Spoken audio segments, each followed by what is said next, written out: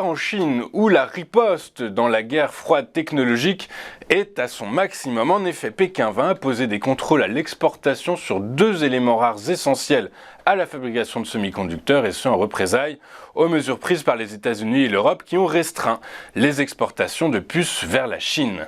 Le gallium et le germanium seront désormais soumis à des contrôles à l'exportation à partir du 1er août pour protéger la sécurité et les intérêts nationaux, a déclaré lundi le ministère chinois du Commerce dans un communiqué.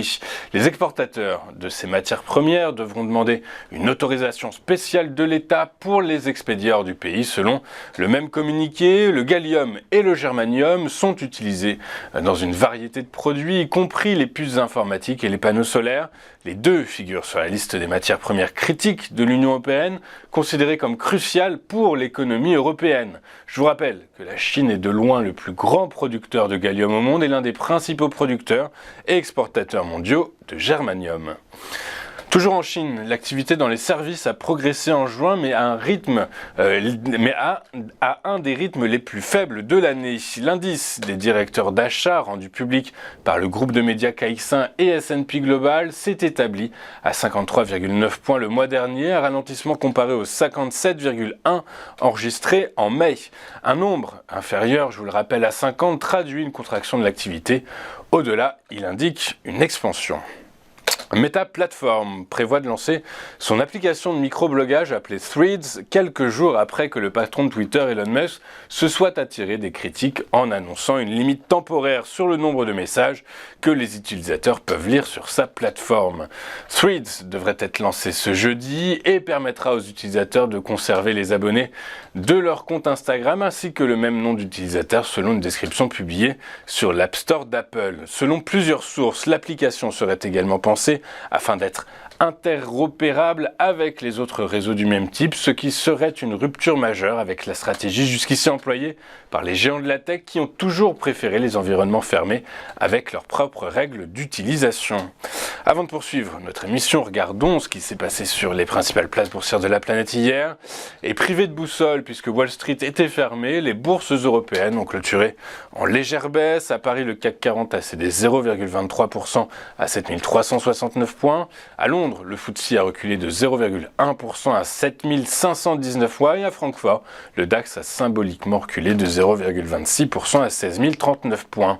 Hier, donc jour de fête nationale, Wall Street était fermée.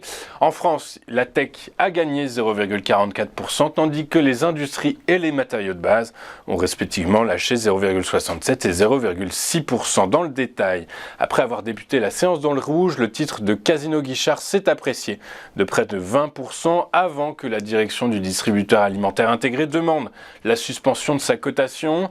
A l'inverse, Virbac a fini lanterne rouge du SBF 120 avec une baisse de son prix de 0,4% à 246,50 €. Les investisseurs ont sanctionné le spécialiste de santé animale qui a lancé un avertissement sur ses résultats à cause du ralentissement de la croissance du marché au premier trimestre, des limitations de capacité de production de vaccins chiens et chats plus importantes qu'attendues et l'impact d'une cyberattaque à la mi-juin. Les rendements obligataires de la zone euro ont évolué en ordre dispersé hier, le 2 ans allemand perdant 3 points de base à 3,288%, tandis que le 10 ans a gagné 2 points de base à 2,455%. Sur le Forex, l'euro a reculé de 0,12% face au dollar à 1,0898 $. Les cours du pétrole se sont ressaisis lors de la séance d'hier, alternant depuis la veille entre hausse et baisse, tiraillés entre des annonces de réduction de l'offre venue de Russie et d'Arabie Saoudite et les craintes pour l'économie mondiale. Le baril de Brent de la mer du Nord pour livraison septembre a pris 2,14% à 76,25 $, son équivalent américain. Le baril de West Texas Intermediate pour livraison août prenait lui 1,82% à 71 $. Enfin, du côté des monnaies virtuelles, le Bitcoin a cédé 0,8% à 30 818 $ et l'Ethereum a lui reculé de 0,46% à 1785 $ l'unité. Nous allons marquer une toute première pause dans cette édition du 5 juillet 2023. Juste après, nous retrouverons comme convenu Eric Seban. À tout de suite sur Téléfinance.